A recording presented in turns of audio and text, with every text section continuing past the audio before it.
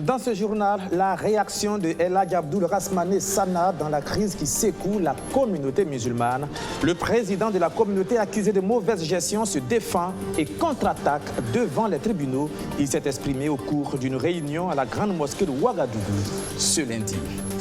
Séance plénière au féminin à l'hémicycle ce week-end. Chose rare, très rare même, le présidium était composé que de femmes. Quelle ambiance cela a pu donner tout à l'heure dans cette édition. Et puis, le dossier de ce 19h30 consacré au monde de l'éducation et ses vicissitudes. Ce soir, nous vous embarquons pour le trajet d'un enseignant qui rejoint son poste d'affectation. Vous verrez aussi ses conditions de vie et de travail. Préparez-vous, ce n'est pas gagné. Voilà pour le sommaire. Bonsoir et bienvenue à ce journal. Mais que se passe-t-il exactement au sein de la communauté musulmane? La semaine dernière, certains membres de la communauté accusaient le président de mauvaise gestion. Eh bien, la réaction de ce dernier ne s'est pas fait attendre. Ce lundi, El Hadj Abdoul Rasmané Sana s'est expliqué. Il a réfuté toutes les accusations portées contre lui au cours d'une réunion à la grande mosquée de Ouagadougou, où il a par ailleurs annoncé que la justice a été saisie. Arsène Konditamte. Pour mettre fin à la crise qui secoue la communauté musulmane, la justice burkinabé a été saisie. La médiation initiée par la Fédération des associations islamiques du Burkina n'a pas pu mettre un terme au remue-ménage qui polarise la communauté. Face à une foule de fidèles à la grande mosquée de Ouagadougou ce 28 octobre, le premier responsable de la communauté affirme que l'affaire a été portée devant le tribunal. Nous sommes venus pour travailler, nous ne sommes pas venus pour faire du théâtre. Donc il n'y a pas, tout notre initiative n'a pas prévu du théâtre. C'est pour ça qu'on hier posé cette requête à la justice. La suite c'est quoi? La suite, on attend. La justice, il faut qu'il vérifie que ça soit vrai. Et la justice va donner sa vérité. Ce week-end, l'autre camp qui accuse le président de mauvaise gestion a tenu un congrès à Bobo-Dioulasso.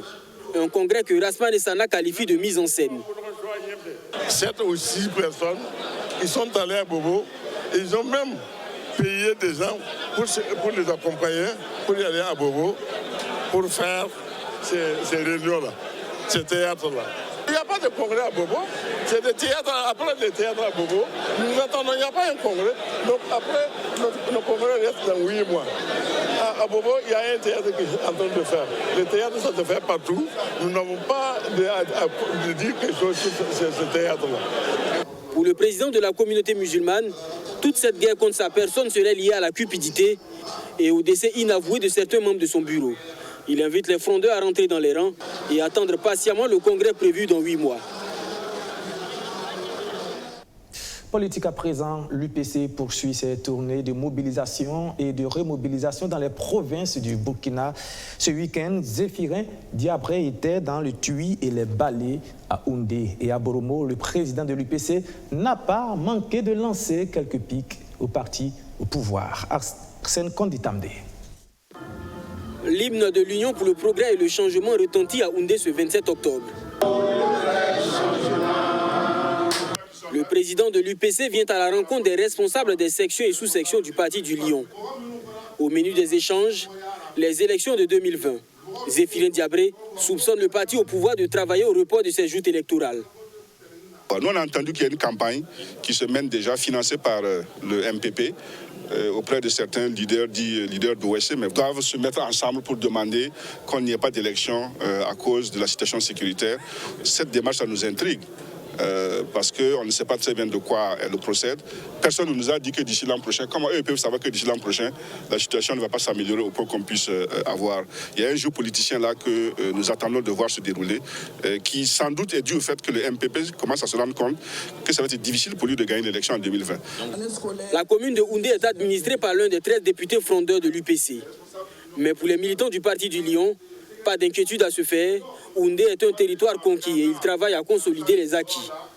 Même si nous, on vous dit que ça se porte très bien, c'est la population qui montre que ça se porte très bien.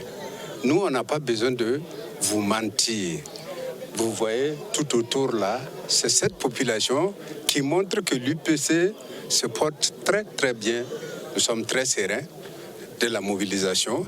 Et même si demain matin, on nous demande de refaire la même chose, on aura la même mobilisation. À Boromo, Zéphiré Diabré est accueilli dans un concert de sons et de klaxons.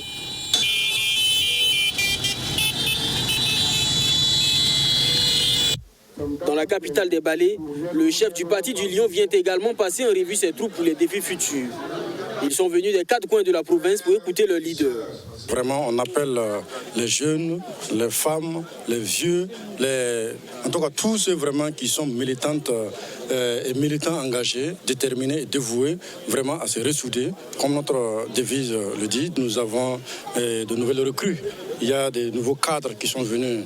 En tout cas, beaucoup vraiment qui sont en route et qui vont étonner lorsqu'on va en tout cas enclencher les choses en 2020.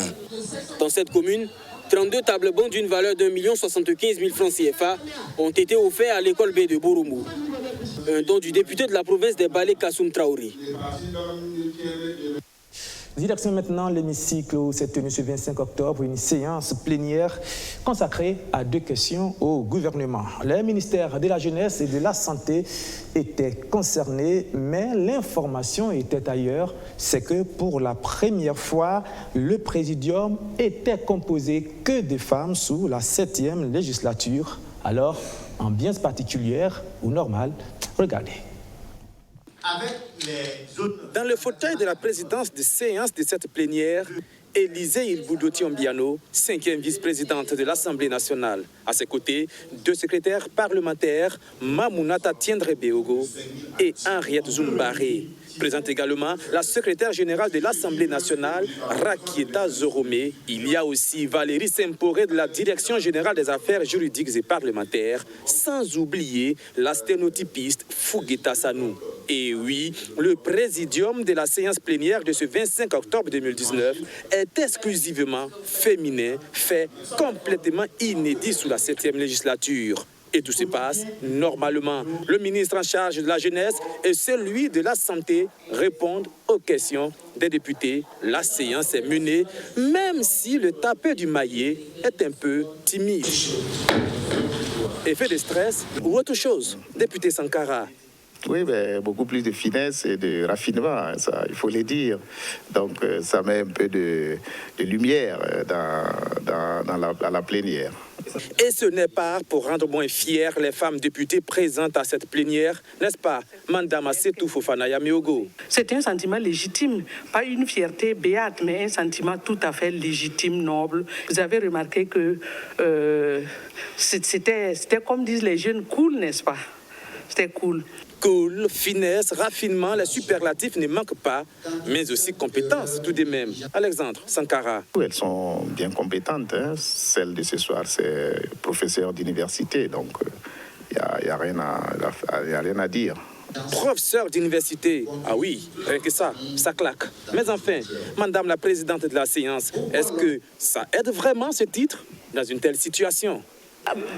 Non, bon, quand on a l'habitude des amphis de 2000 étudiants, bon, le stress est moindre, quoi. Depuis les collègues, on est tous ensemble tout le temps, bon, donc vraiment, il n'y avait pas tellement d'étrangers dans la salle pour m'effrayer, mais je crois que ça s'est bien passé. Ça s'est bien passé, vraiment? Vous confirmez, député Jacques, par l'info?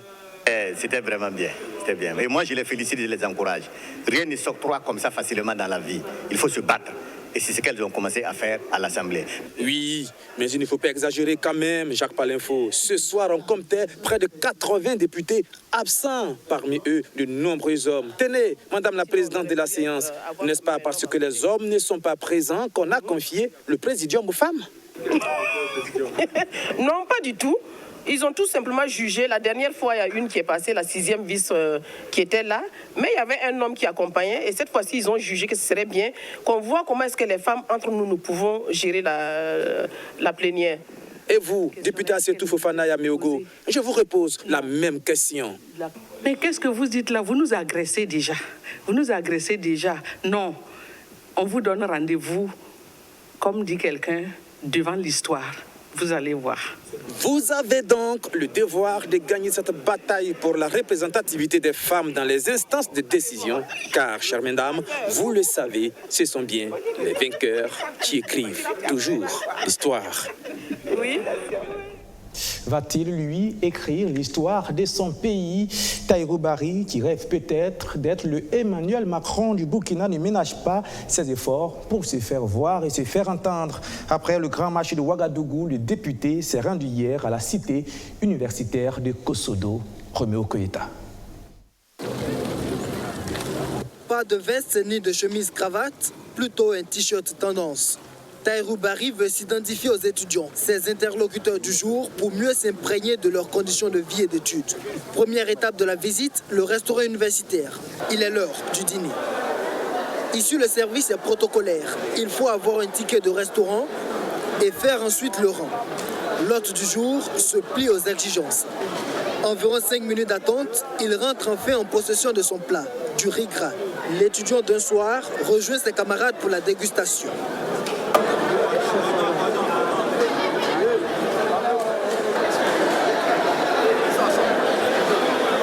C'est comment là le goût?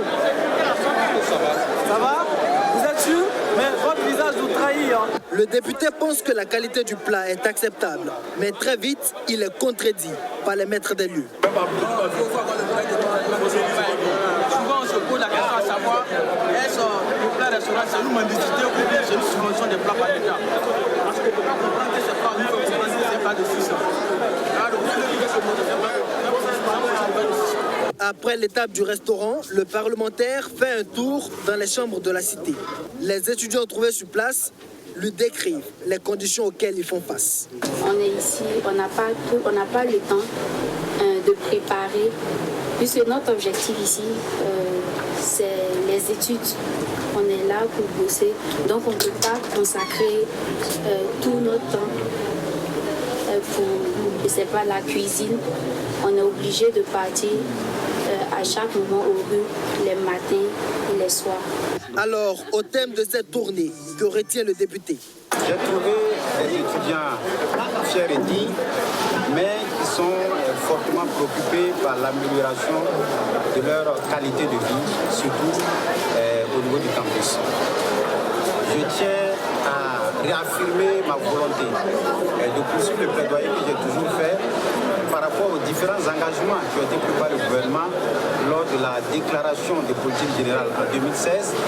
Et je resterai très vigilant, très attentif sur la mise en œuvre des différents engagements qui ont été pris. Au terme de sa tournée, le parlementaire se fait le porte-voix des étudiants auprès de ses pairs à l'hémicycle. Les étudiants espèrent quant à eux que cette visite ne soit pas juste une de plus. Nous quittons la cité universitaire de Kosodo pour nous rendre à l'école primaire publique du village de Funa, province de Banwa, région de la boucle du Moul. C'est le poste d'affectation de Mamadou Siré, instituteur adjoint. Mais vous allez le voir, rejoindre son lieu de travail relève d'un véritable parcours de combattant, sans oublier les conditions d'hébergement parfois précaires sur place et les salles de classe presque en lambeaux. Quand on vous dit qu'enseigner est un vrai sacerdoce, la preuve dans ces dossiers émouvants, signé Luc Babelgem. Table, natte, bouilloire et sac au dos à moto, Mamadou Siré prend la direction de son poste Funa, village de la commune rurale de Sanaba, de la province des Banwa, dans la région de la boucle du Moun. Instituteur adjoint certifié depuis 2016, Mamadou Siré est à son deuxième poste après celui de Koutougou, où il n'a fait qu'une année scolaire. La fermeture de son école située en plein cœur du Sahel, en proie au terrorisme, le fera attendre 2 interminables années sans rien faire. Avec le redéploiement, le voilà tout heureux de retrouver l'école et peu importe les risques et dangers qu'il doit braver pour accéder à Funa. Funa est à 35 km de Dédougou où il réside. Parcourir cette distance sur l'axe Dédougou-Solenzo est tout sauf aisé dans cette région fortement arrosée. La route disparaît par endroits dans l'eau. Il faut alors couper à travers champs. Slalom, zigzag et nombreuses secousses après, le jeune enseignant est à Funa. Son directeur nous dira qu'on est tombé sur un bon jour. Sinon, pour rallier ce village, c'est une bonne partie de natation d'habitude. Je crois que vous êtes arrivé au moment où ça va.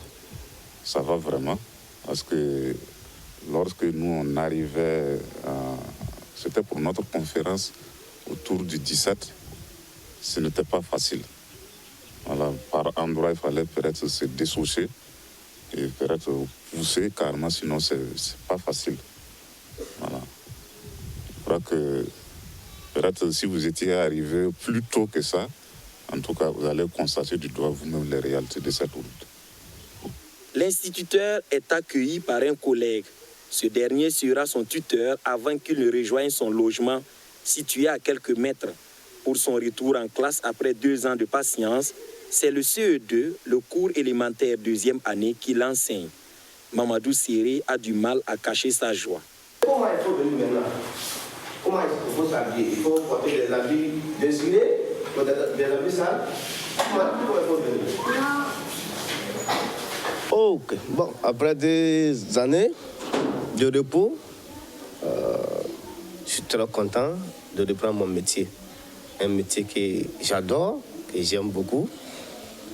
Un métier, depuis à mon enfance, que je rêvais d'être enseignant. Et Dieu merci, je le suis aujourd'hui et je suis très content. Les années galères, c'est déjà derrière lui. L'enseignant est revenu plus confiant et gonflé à bloc. Vous comprendrez, quelqu'un, tu es là, tu es assis, tu dois travailler, mais tu ne sais pas où aller. Et tu ne sais pas faire autre chose. Parce que la première année, on est assis, en deux temps, on peut vous dire, rejoignez les postes, vous partez 1 semaine, 2 semaines, vous revenez.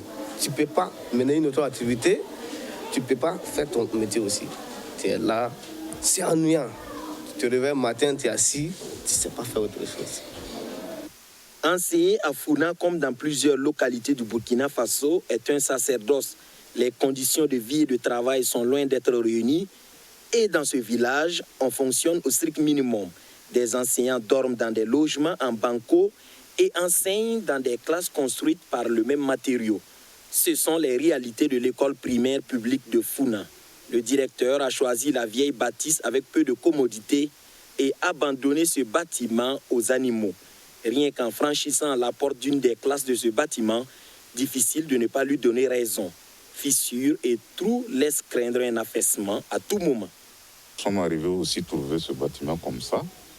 Il me semble que ce bâtiment, vous voyez cette forteresse, elle est plus ancienne même que ce bâtiment. Et déjà, vous constatez qu'on ne peut plus. Si vous rentrez dedans, vous allez voir que ce n'est pas la peine. Voilà, ce n'est pas facile. Au niveau de la chape, même les ouvertures, les portes, vous allez constater vous-même que ce n'est pas simple. On n'appelle pas les instituteurs burkinabés enseignants de brousse par hasard.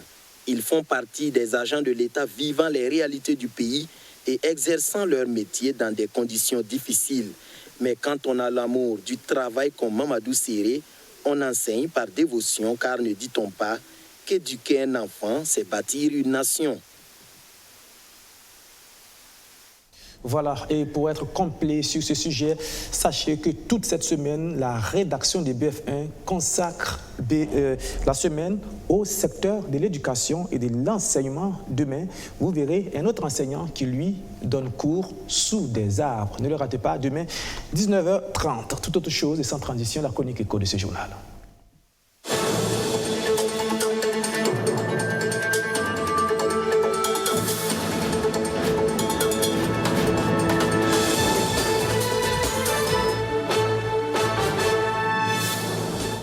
Ce 28 octobre, il est consacré au budget de la défense. Les fonds qui l'alimentent ont connu une augmentation de 2016 à 2019, mais fait paradoxal, pour 2019, le taux d'absorption n'a pas atteint les 100%. Eh bien, pourquoi? Élément de réponse avec Rémi Lambert-Lébier. Il est peut-être difficile de l'apercevoir sur le terrain. Mais en termes de chiffres, tous les indicateurs montrent que l'État burkinabé ces dernières années a fait des secteurs de la défense et de la sécurité sa priorité en investissement. De 2016 à 2019, l'État burkinabé a pratiquement doublé le budget de ces deux ministères, selon un rapport du Centre d'information, de formation et d'études sur le budget Sifoweb, publié en mi-septembre.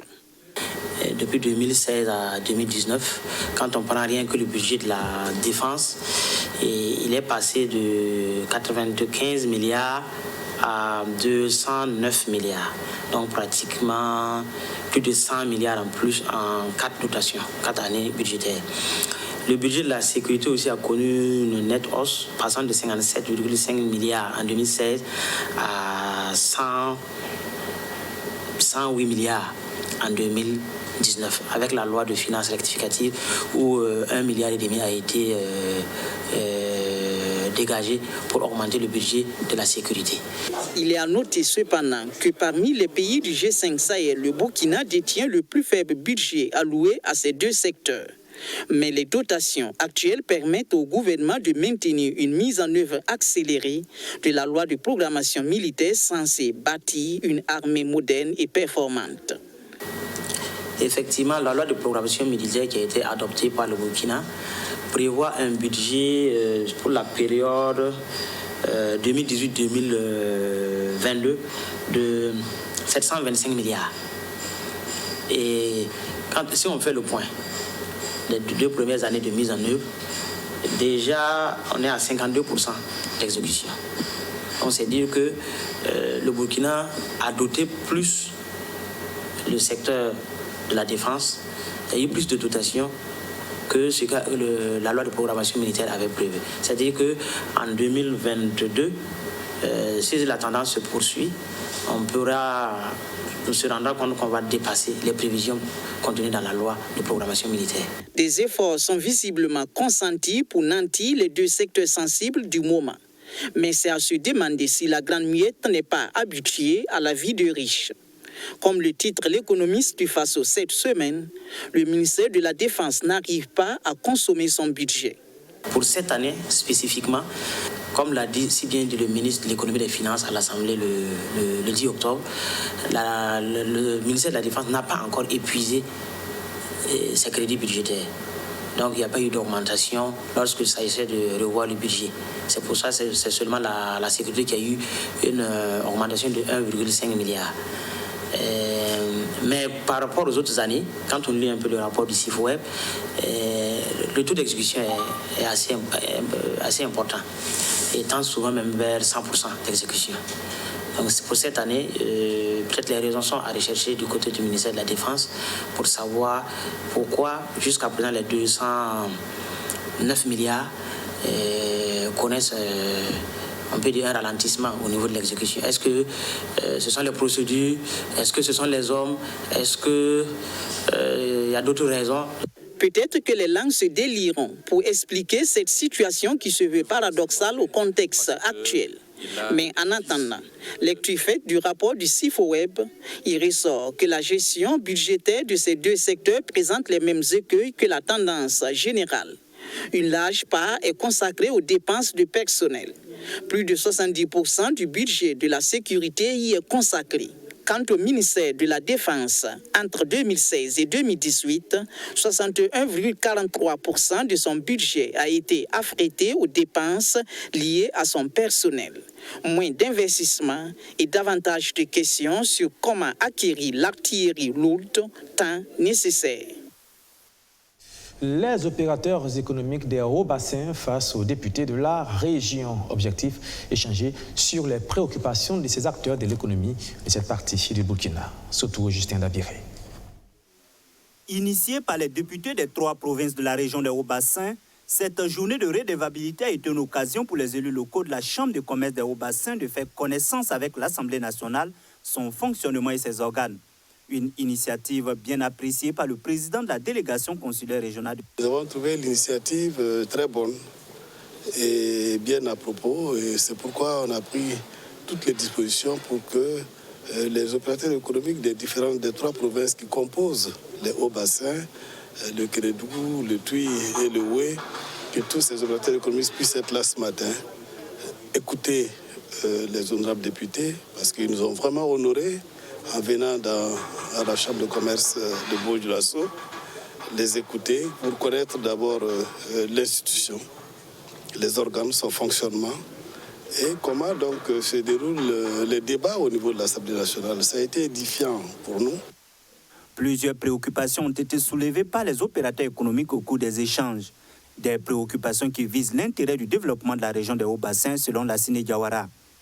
Vous savez tous que Bobo est avant tout un carrefour, une ville d'échange Et c'est pourquoi la Chambre de commerce a initié pas mal d'investissements. Il y a une semaine, vous avez vu qu'on inaugurait le lancement des travaux d'extension du port sec. Il y a une partie de ce travail qui revient à l'exécutif. C'est les voies de contournement, c'est la desserte pour mieux rendre fonctionnel cet instrument, cet outil important pour le développement des hauts bassins.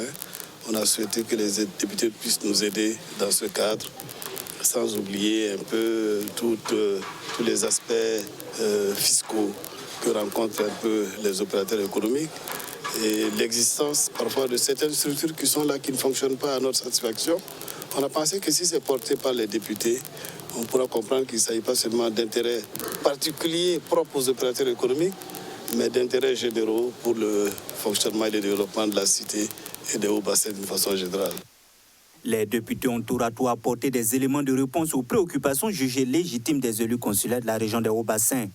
Nous sommes vraiment satisfaits de la rencontre de ce matin, parce qu'une des principales préoccupations de l'Assemblée, c'est de se rapprocher aussi des citoyens. C'est la population qui nous a élus et nous devons rendre compte.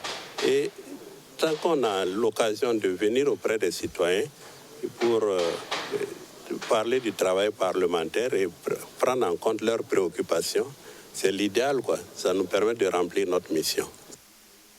Les participants saluent la tenue de cette journée de redevabilité, une rencontre que les élus nationaux et consulaires souhaitent voir se répéter pour le développement de la région des Hauts-Bassins. Comment rendre les produits agroalimentaires transformés ici sur place compétitifs sur le marché international?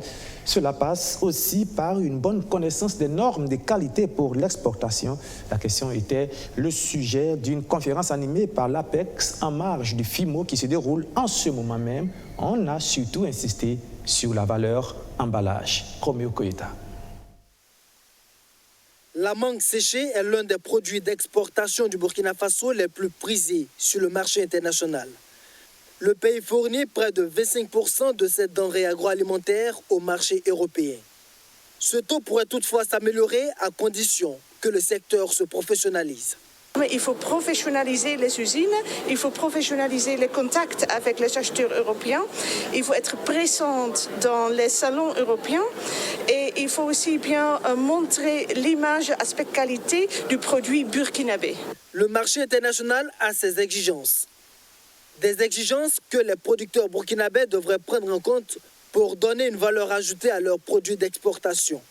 C'est aussi le défi que s'est assigné la FIMO. Au-delà des expositions-ventes, cette conférence va permettre d'outiller les acteurs de la chaîne de production agroalimentaire sur les techniques du marché international et les normes de qualité pour l'exportation de leurs produits. Et parmi ces normes, l'emballage est un élément fondamental. Parlant des défis, c'est vraiment arriver à trouver des emballages adaptés à nos produits. Et je pense que cette conférence, ces panels-là vont permettre d'échanger, de discuter sur les besoins de nos exportateurs, de discuter sur les possibilités, en tout cas, d'acquérir ces emballages, mais aussi de regarder un peu plus la qualité, parce que c'est cette qualité-là qui va permettre à nos produits, en tout cas, de traverser les frontières et puis être vendus à l'extérieur. La modernisation du secteur agroalimentaire est un processus qui doit prendre en compte tous les maillons de la chaîne, producteurs, transformateurs et exportateurs. Le gouvernement veut créer les conditions pour les accompagner à travers la mise en place de l'Agence burkinabé de la normalisation et l'APEX, l'Agence pour la promotion des exportations du Burkina. Hier s'est ouverte la 17e édition du festival de théâtre et de marionnettes de Ouagadougou. Jusqu'au 2 novembre prochain, plusieurs groupes artistiques d'Afrique et d'Europe vont se produire à l'espace Gambidi. Un aperçu du spectacle que vous pourrez aller voir avec Majid Bakoua. Entre nous les filles, qui n'a jamais fait poulet emporter ici? Qui n'a jamais fait emporter? Après le Togo, le Bénin, le Niger, la Côte d'Ivoire et le Mali, c'est au tour du Burkina Faso de vivre au rythme de la 17e édition du FITMO, Festival du théâtre et des marionnettes de Ouagadougou. Cette édition est spéciale, elle coïncide avec les 30 ans d'existence du festival. Une occasion pour rendre hommage aux pères fondateurs qui l'ont lancé en 1989. Je pense que 17e édition du FITMO, cela représente une chance et puis un grand espoir. Donc, parce que ça fait déjà 30 ans que le FITMO existe et le FITMO a pu tenir ses éditions sans discontinuer. C'est vrai qu'au cours de son parcours, il y a eu des moments où on est passé des années impaires aux années paires et puis ensuite des années paires aux années impaires pour poursuivre. C'est ce qui fait qu'en 2019, nous sommes à la 17e édition. Alors pour nous qui avons pris la relève de ceux qui ont créé le festival et qui l'ont conduit pendant plus de 2 décennies, c'est une satisfaction de pouvoir dire que le travail qu'ils ont fait, la formation qu'ils nous ont donnée n'a pas été inutile parce que cela permet aujourd'hui de pouvoir dire que le festival se poursuit et se renforce de jour en jour. Durant une semaine, plusieurs disciplines vont meubler cette édition. Alors, le programme de cette 17e édition est surtout axé sur le thème qui est art, cohésion sociale et intégration des peuples. Et c'est un festival qui, en fait, se tient dans un contexte assez particulier. Et nous avons voulu que l'art apporte sa contribution donc, à la construction de la paix, de la cohésion donc, et de vivre ensemble. Et c'est pour cette raison que dans la configuration de la programmation, nous avons voulu que toutes les disciplines soient là. Donc, vous verrez que vous avez les arts vivants, donc le théâtre, la danse, le conte, la musique, etc. Mais vous avez également les arts visuels, donc à travers des ateliers et des expositions d'art plastique. Présents à cette cérémonie de lancement, les premiers responsables de la culture burkinabé saluent les efforts consentis par les organisateurs depuis 3 décennies pour valoriser la coopération culturelle. Il faut dire que nous apprécions positivement l'organisation de tels spectacles parce que vous savez que dans le milieu de la culture, la section théâtre a toujours constitué un élément important pour notre culture. Donc lorsque vous avez, n'est-ce pas, des initiatives privées de ce genre, ça fait, n'est-ce pas, 30 ans que ça existe, on ne peut que s'en féliciter et souhaiter beaucoup de courage aux initiateurs. Le FITMO 2019 regroupe dans la capitale burkinabé des participants venus des pays d'Afrique de l'Ouest et d'Europe, dont la France et la Belgique. Environ 700 spectacles seront servis au public burkinabé. Voilà, c'était avec la voix de Archimède Boy. Et nous terminons ce journal avec du sport. Tour du Faso. La 4e étape a été remportée par l'Allemand Benedikt Anton. L'étape de 101,8 km s'est courue entre Bitou et Kupela. Le maillot jaune, lui, reste rwandais. Moïse Mouchiga garde 51 secondes sur Mathias Solgo. On écoute l'analyse de cette étape avec le directeur technique national de l'équipe burkinabé. Nous n'avons pas eu une déception. Parce qu'on savait que cette course qui était quand même d'une distance très courte allait être une distance très courue de façon agressive. Parce que les objectifs, c'est de faire, comme on appelle, d'une équipe à une autre. Nous, les gars de Burkina Faso, nous, nos étalons, c'est le maillot jaune que nous sommes en train de rechercher. Et vous voyez que, comme on appelle, on a tenté de courir.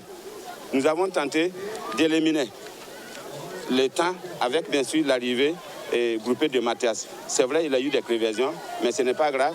Mais au regard, par exemple, des performances, en gardant le maillot de sprint intermédiaire, en réduisant un peu le temps ici, je pense quand même qu'on s'attend avec cette course-là, avec cette course quand même de petite distance. Oui, on a tenté avec 2 Burkinabés. D'abord, pour que les premiers ne puissent pas avoir des bonifications sur la route, ça c'est un. Deuxièmement, pour que aussi comment on appelle encore là, le maillot des sprints intermédiaires là, le conserver. Et c'est là, vous avez vu qu'on a toujours conservé ça. Et au mieux, s'il y avait une opportunité, on cherchait l'étape. Bon, malheureusement, l'équipe, le plateau d'équipe là que vous voyez est très agressif. Parce qu'il y a le Rwanda qui veut, prendre le maillot. Hein? Ensuite, pas prendre, du moins c'est conserver les avances. Il y a les Hollandais qu'on a retirés, c'est pas facile. Donc il y a les Suisses et l'Algérie, c'est tout ça là. C'est cette pression-là qui a créé une certaine agressivité au niveau des choses, comme on appelle, du peloton. Donc, et qui a vu aussi une allure très accélérée, comme on appelle, éliminée à 10 km bien sûr nos Burkinabés. C'est tout. Voilà, et c'est la fin de ce journal. Merci de l'avoir suivi. Je vous retrouve demain à la même heure à 19h30.